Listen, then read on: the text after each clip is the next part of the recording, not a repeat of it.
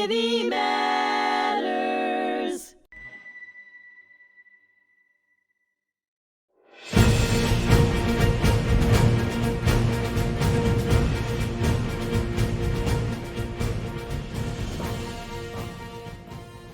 Welcome back here to hmTV and the Fog of War and Humanity.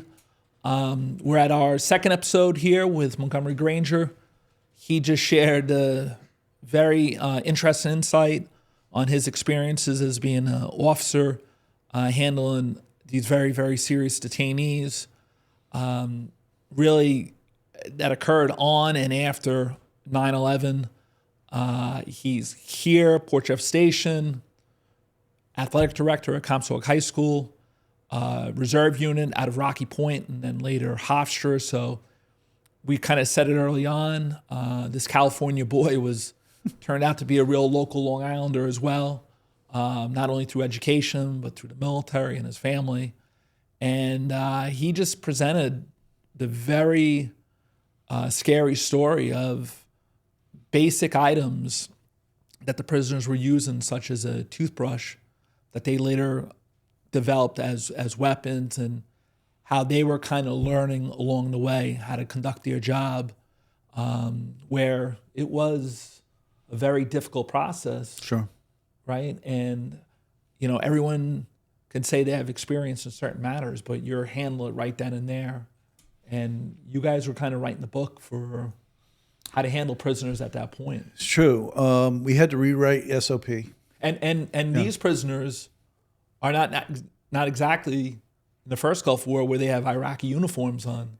Exactly. Everyone we got to get was first and foremost an unlawful combatant, which means they didn't meet the criteria of Geneva Convention or Law of War as lawful combatants, which means they don't get the rights, privileges. There was certainly some gray lines. Right. But Don Rumsfeld, who was the head of the Defense Department, told us right away that even though they're not entitled to the protections of the Geneva Convention, we would treat them within the spirit of Geneva.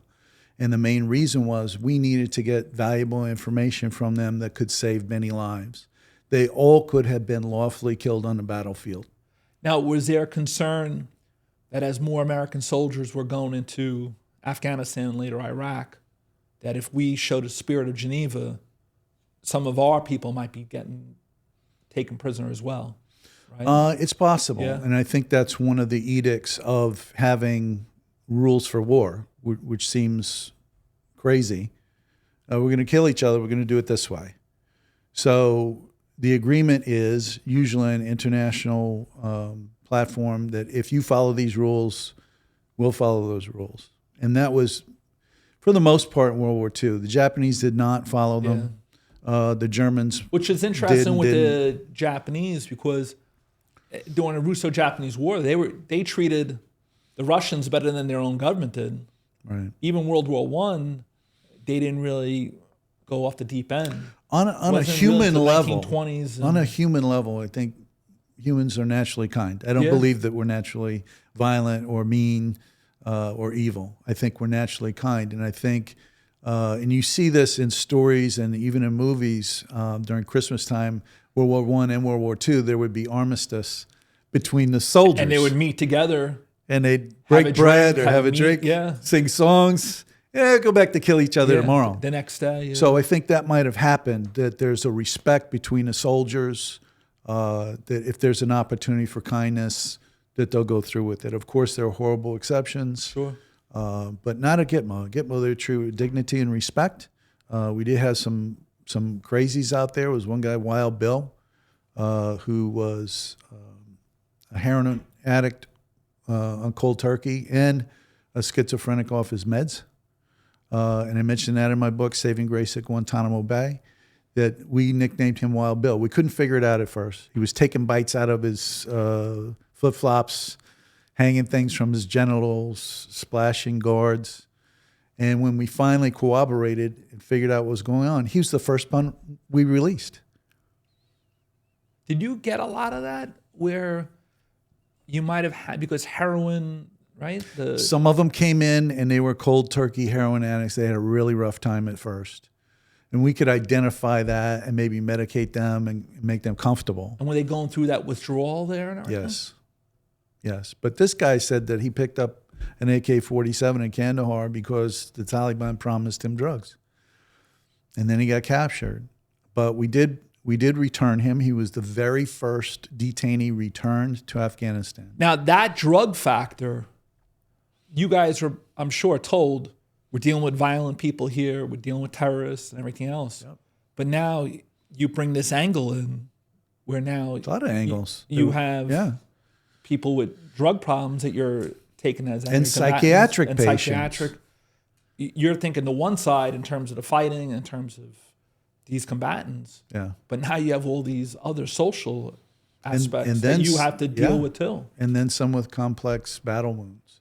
So now you say that Wild Bill, right, was the first one. So does he get turned? Does he come out and say, I shouldn't have done what I did. I didn't know what I was doing. It was kind of funny because I was part of the mission that repatriated him. I drove the Humvee that took him to his freedom bird. And so we were kind of interested, and we had online news sources. And so he was at Gitmo? He was at Gitmo. Okay. The first person released. And my boss said, look, I'm going to an FBI party tonight. I'll see what I can find out. He comes back and he says, well, Monty, as soon as he got off the plane, he put a gun to his head and blew his brains out. I said, you got to be kidding me. We treated the guy with dignity and respect. We found out what was wrong with him. We treated him. We sent him home, and he killed him. But 2 weeks after that, we saw a news story online, NBC.com, with this freaking guy sitting on a hospital bed in Kandahar saying how well he was treated. See, probably the only... He survived. He survived. Killed, right? No, it was a secret squirrels just telling lies. Yeah. But that's what they do. Yeah. You know? But we saved this guy's life. Do you know if he's still alive today? I don't.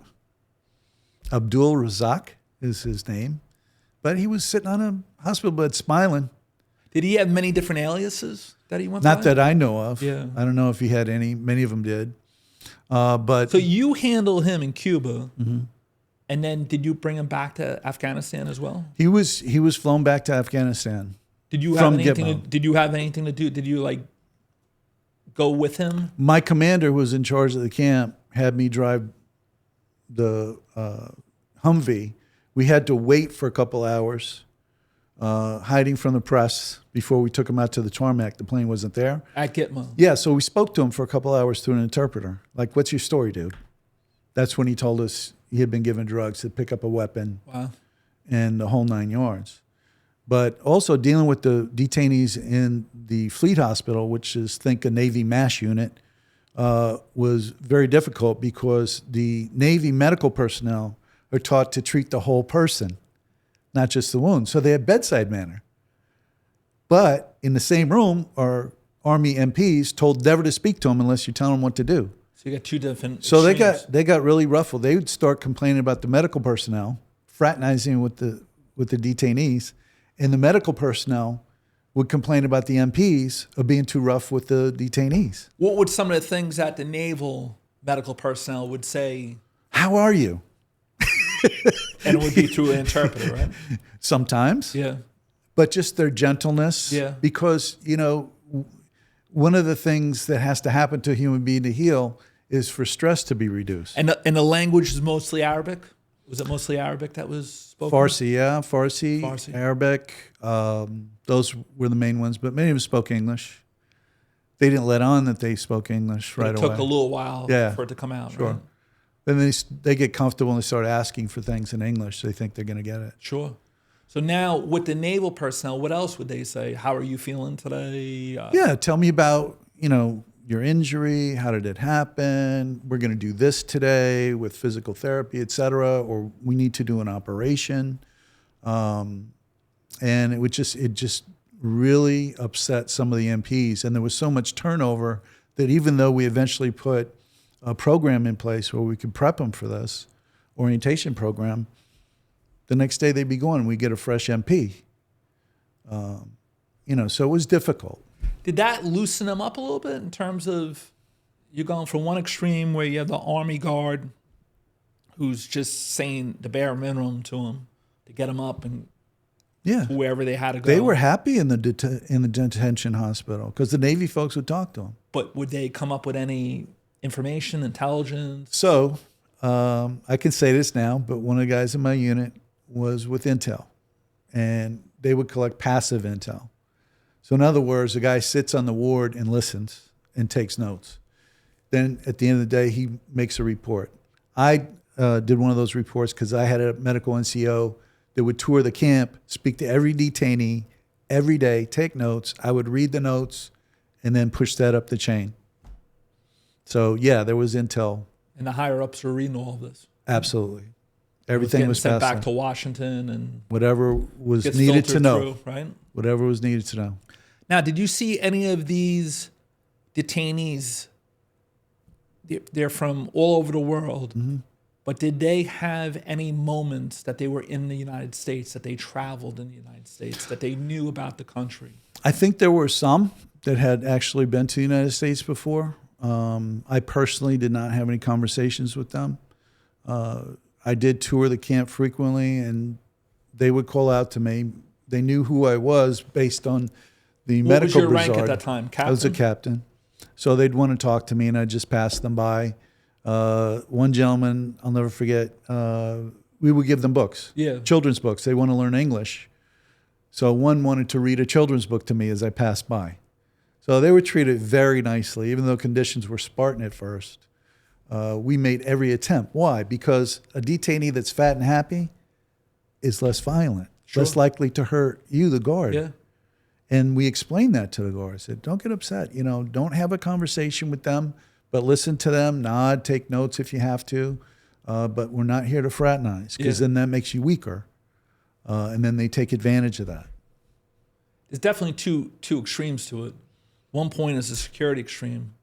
The other point is you're looking to possibly get information that could save American lives down the road. Exactly. Prevent other attacks, especially at that time, where we had all the different threat levels with the different colors and everything. Yep. People seem to forget that it just didn't come to an end at 9/11. They do. Hindsight is 20/20. It's like the Japanese internment during World War II. At the time, we felt it was necessary. And in fact, there are no incidents that I've ever been able to find of terrorism by Japanese nationals in the continental United States during World War II. Yeah. And is that because we interned them? I don't know. It was over 100,000.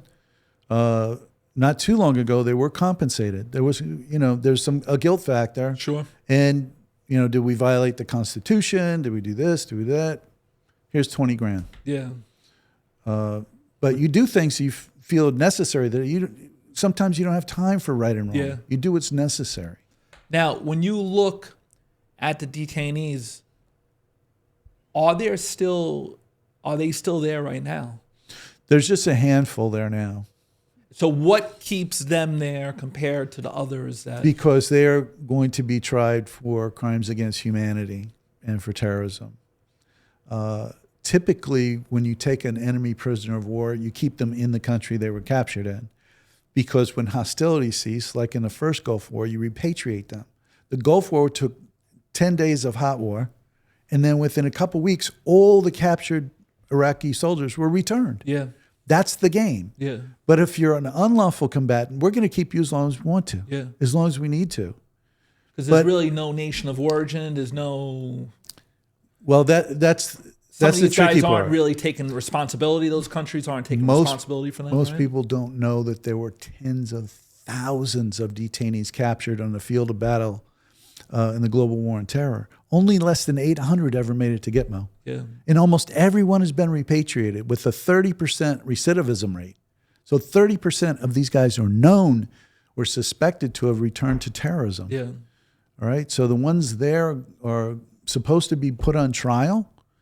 It is a capital charge, but it's been in a quagmire. Yeah. We thought when we went there, we would be conducting tribunals and expediting their status. Yeah. Good, bad, and different. But that never happened. What's the reason that just? Well, part Did was it political. get lost somewhere in the part was politics? political. And if you read Rumsfeld's autobiography, Known and Unknown, he talks about it a little bit. He says, we went a little too much to one side. meaning they had legal representation. Eventually, the Supreme Court and a federal court determined that Gitmo was de facto U.S. territory, which gave detainees the right to appeal for due process rights. Now, none of them got it. One got it, I guess, but they at least had the right to do that because it's de facto. So now, fast forward to today, certain people are complaining that people are being sent to Gitmo, but it's been established that it's de facto U.S. territory. So you or I could be sent there, and we have the same rights as if we were in the United States, according to the courts. So what happened was different administrations viewed it differently. So in the beginning, with Rumsfeld and Bush, they felt, hey, let's get the information from them and then process them as needed. Like we sent the first guy home within 3 months, right? And they continued to go home. And that was Wild Bill? Wild Bill was the first one. And you guys sent him back to Afghanistan? Yes. Wow. Yes. And that's how it went over the years. Did the military or government catch any of these guys operating again?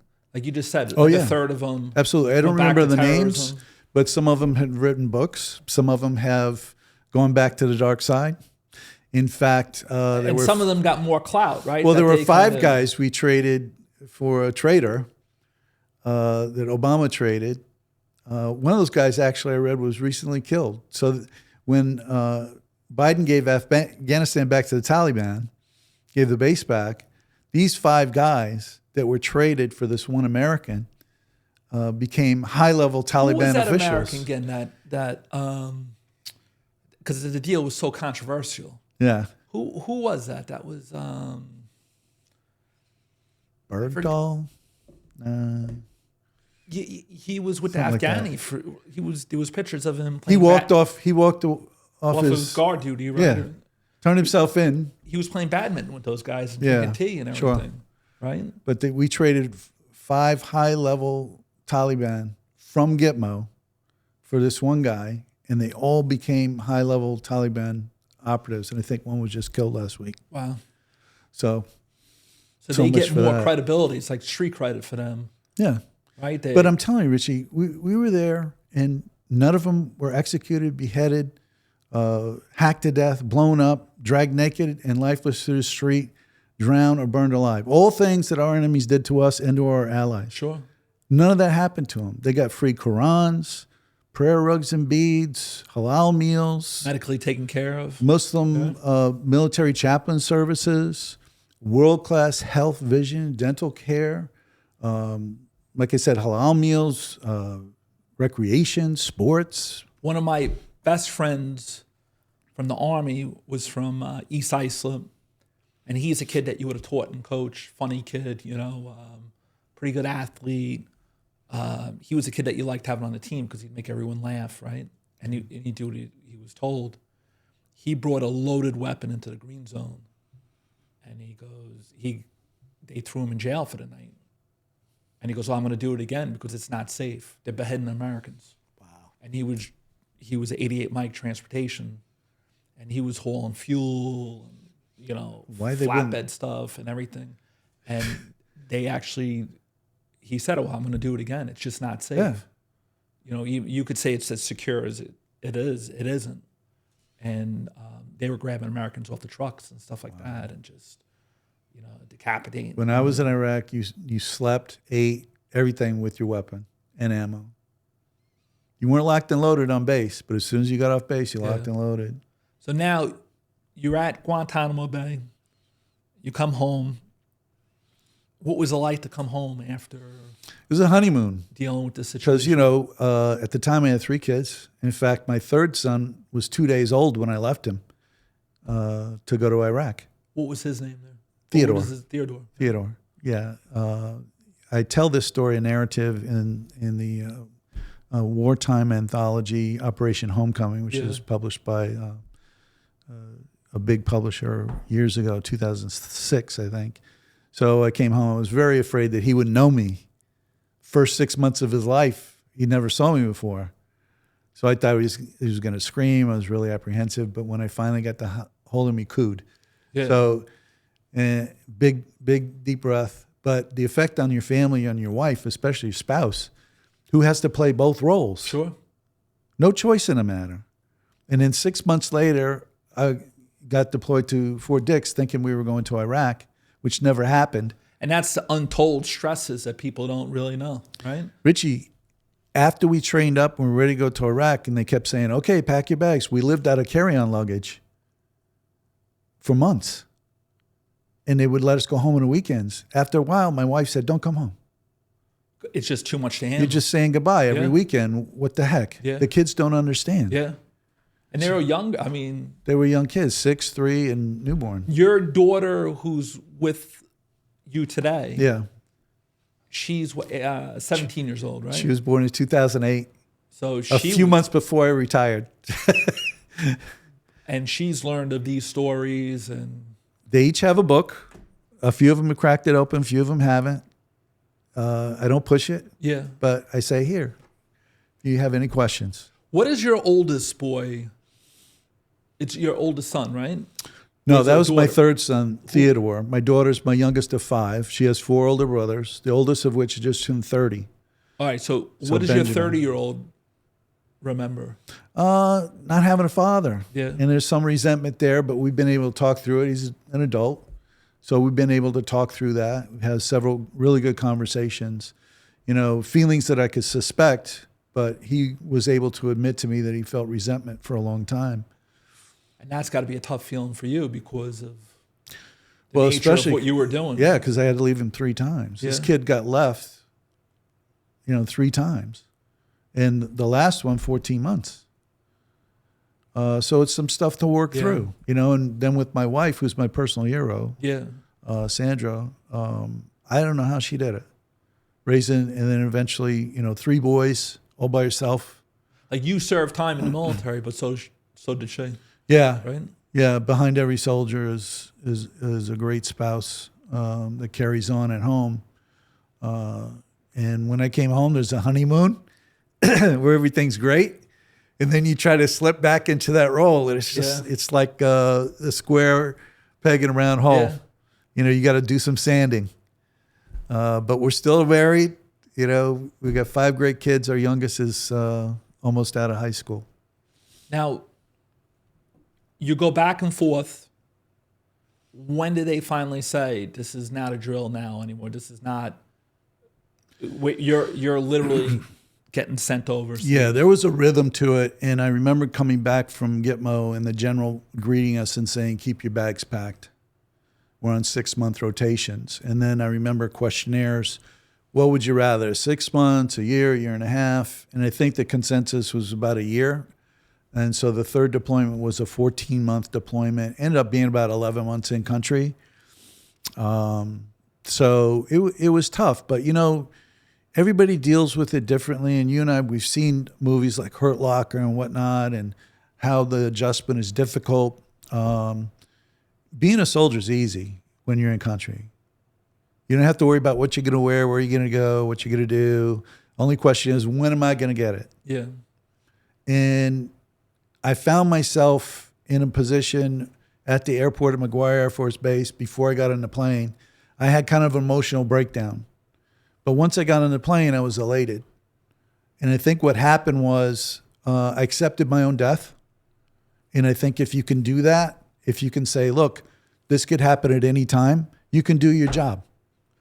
Now, that acceptance, was that because the casualties were so high at that moment that So you were random. going over there? So random.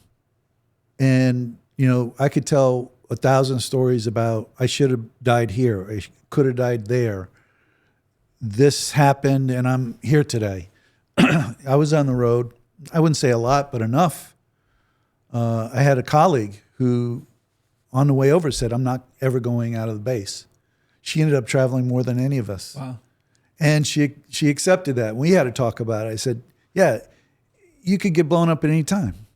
Now, were you given any good guidance from any veterans of Iraq and Afghanistan before you had gone over there? Sure. Each train up at Fort Dix was different. And Dix, I was at Fort Dix in the 90s. Yeah. And that came out of the Cold War, and they were kind of getting a little bit smaller with operations and condensing things and making it more reserve and National Guard, and obviously the Air Force Base that was there. And Sure. there was 2 jails there also, state and federal.